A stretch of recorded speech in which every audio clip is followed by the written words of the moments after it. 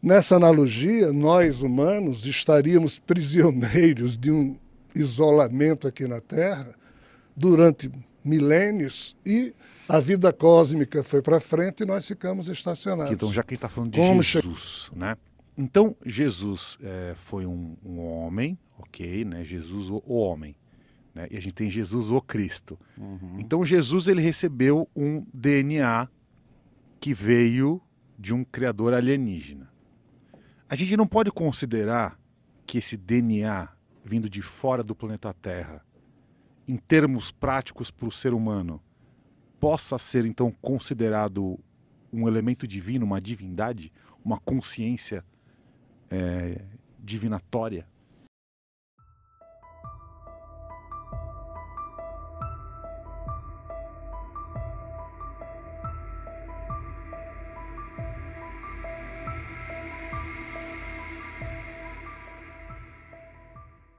Qual a questão? Em termos daquilo que a minha compreensão pôde alcançar, né? Lá atrás houve uma revelação chamada revelação psíquica, ocorrida na Índia, que foi organizada por dois espíritos que, ao encarnarem, um como Kapila e o outro como Siddhartha Gautama, que se tornou o Buda, o Sankhya que Kapila produziu e o budismo que Siddhartha Gautama produziu, essas duas doutrinas, diferente de tudo que existia na época, convidavam os humanos a esquecerem que os deuses existiam, que eles mandavam na vida humana, e essas duas doutrinas convidaram o ser humano a ousar por eles próprios, por seus próprios valores, e definindo os elementos que moveriam o psiquismo humano. A alegria de viver, o prazer de estar junto com os amigos, com família, os pequenos momentos felizes, essas coisas que nós humanos conseguimos emprestar beleza e dignidade, como também fazemos nas horas difíceis, né? Então, foi isso que Buda e isso que Kapila solicitaram. Uma, entre aspas, uma aventura que os humanos deveriam enxergar nas suas vidas, mas sendo eles os autores, os atores e atrizes do processo. Por que é importante citar isso? Porque todos os seres extrafísicos veem nessas duas contribuições, que seriam as duas juntas, o início da revelação psíquica, o primeiro momento em que eles começaram a organizar a mente deles. Depois disso, surgiu a Revolução Espiritual com Allan Kardec, na segunda metade do século XIX, na França, em que ele apresenta ao mundo ocidental algo que o mundo oriental já sabia, que é o que? A existência de espíritos eternos, mas que o mundo ocidental não sabia, porque o catolicismo, desde que Justiniano e Teodora, no século VI, tiraram dos cânones católicos e ortodoxos o tema da reencarnação, esse assunto sumiu do psiquismo ocidental e coube a Kardec, em plena França, na segunda metade do século XIX, produzir 5 livros apresentando ao mundo o contexto espiritual por trás da vida terrena, ou seja, dizendo, ei, existem espíritos e antes e depois da vida humana existe vida plena. Mas faltava a questão da vida extraterrestre e faltava a questão de explicar ao mundo o porquê da Terra está isolada da convivência cósmica. O porquê esse assunto ser um mistério para a gente. Aí é chegada a hora da revelação cósmica. Por quê? Porque lá atrás, esses seres com os quais eu venho interagindo, e aqui me refiro a esses 3 padrões, mas principalmente esses últimos, foi quem me solicitaram que, e a explicação foi essa, do jeito que alguém, quando comete um crime e é condenado a ficar 50 anos numa penitenciária, ele entra ali na penitenciária e fica ali prisioneiro, mas a sociedade aqui fora evolui durante esses 50 anos e ele continua aqui atrasado. Mas chega um momento que ele é, entre aspas, convidado a se reintegrar à convivência com a sociedade. Só que a sociedade evoluiu e ele ficou preso. Então, se ele for reintegrado sem uma preparação, ele pode pirar porque ele não conhece o mundo ali. Nessa analogia, nós humanos estaríamos prisioneiros de um isolamento aqui na Terra durante milênios e a vida cósmica foi para frente e nós ficamos estacionados. Como chegou a hora da reintegração dos humanos ao convívio com as demais civilizações desse universo e desse vizinho também, já que nós humanos iríamos ser reintegrados, iríamos ter um contato oficial, que a qualquer momento deve acontecer, com os seres deste universo, seres biológicos, e isso corresponderia exatamente ao cumprimento das promessas do homem Jesus, que, no seu último ano de vida, disse que retornaria no futuro, não nascendo novamente como homem, mas sim na sua forma celestial de um ser que vivia neste universo e que havia cedido de si mesmo o código genômico que foi inseminado em Maria, por isso ela concebeu virgem, e o Jesus humano teria nascido, entre aspas, desse ser, e é esse ser que na linguagem hebraica chamada Hokmah, e quando essa história foi contada depois na linguagem grega, esse ser passou a ser chamado de Sofia, que é um epíteto, não é um nome, é a personificação da sabedoria.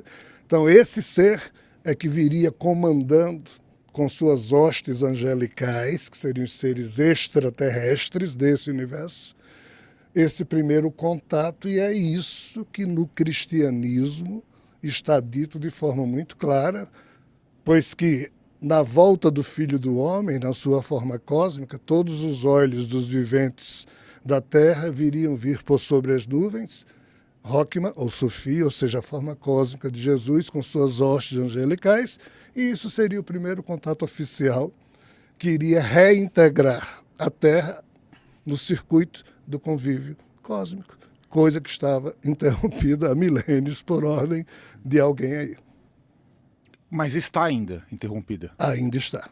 Só que não há mais ninguém nesse comando, o ser que tomou essa decisão lá atrás não está mais atuando no comando e a Terra está sendo literalmente, aí nós vamos usar a expressão que quisermos, ou invadida, ou visitada, toda hora, todo momento acontecem coisas. Então, assim, são os últimos fatos antes da iminente vinda desse alguém que iria, entre aspas, pôr ordem na casa, ou coisa parecida. Esse ser seria Javé, na sua leitura? O ser que deu a ordem, sim. E pelo que se fala nas mitologias, sim. O Javé, ou na linguagem sânscrita, Brahma, ou o Alá, na linguagem islâmica, ou seja, Javé, o Deus da Bíblia. Ele está falando de Jesus, né? Então, Jesus foi um homem, ok, né? Jesus o homem, né? E a gente tem Jesus o Cristo. Então, Jesus ele recebeu um DNA que veio de um criador alienígena. A gente não pode considerar que esse DNA vindo de fora do planeta Terra, em termos práticos para o ser humano, possa ser então considerado um elemento divino, uma divindade, uma consciência divinatória? Sim e não. Nós podemos simplesmente considerar uma coisa extraterrestre e não necessariamente divina. Porque o que está além das fronteiras da Terra é tão caótico quanto tudo que aqui está. Não é necessariamente divino. Mas aqui implica uma reflexão. Nós, quando nascemos, o que é que a ciência diz atualmente sobre isso? Cada um de nós nasce porque o óvulo da nossa mãe é fecundado por o espermatozoide do nosso pai, e nessa hora aqui surge o zigoto com cerca de 28.869 genes, dos quais 80% dele ou mais cria o chamado genoma antigo, e o eu da gente só pode trabalhar sobre o epigenoma. O que é que seria epigenoma? Epi é uma expressão que quer dizer além do genoma recebido dos pais e da mãe, o seu eu vai construir esse epi aqui. O resto já está construído. já vem do pai e da mãe. Então, a margem de manobra, de produção de proteínas de um eu humano, ela é meio que reduzida, porque o que está feito pelo pai e pela mãe e o que já veio de avós, bisavós, isso já está tudo consumado. Mas você pode trabalhar aqui. Qual é a questão? A questão é que a Bíblia e todos os demais livros da antiguidade dizem o quê? Naquele tempo, existiam na Terra dois tipos de seres. Os filhos dos homens, ou seja, os filhos dos humanos, e os filhos dos deuses. Os filhos dos humanos eram aqueles que nasciam de pai e mãe humana e que herdavam as suas características e em tudo eram iguais a seus pais. Mas os filhos dos deuses, esses tinham parte do seu sangue humano e uma outra parte de seres de fora, chamados de deuses, que nada tinham de divinos, eram só extraterrestres. Qualquer ser de fora era chamado de Deus pela cultura ingênua dos seres humanos. Então, esse ser aqui, ele herdava uma parte do seu genoma humano e outra parte desse ser de fora.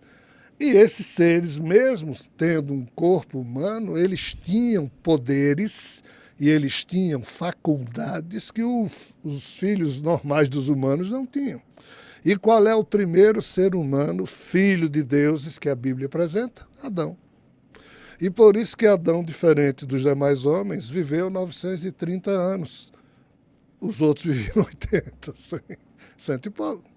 Adão viveu 930 anos e quando tinha 130 gerou um filho chamado Sete, que viveu 912 anos, quando tinha 105 gerou Enos, Cainã, Malalahel, Jared, Enoque, Matusalém, Lameque, Noé, Sena, Arfaxade, Salé, e vai até, entre aspas, Abraão, Isaac, Jacó, até Jesus.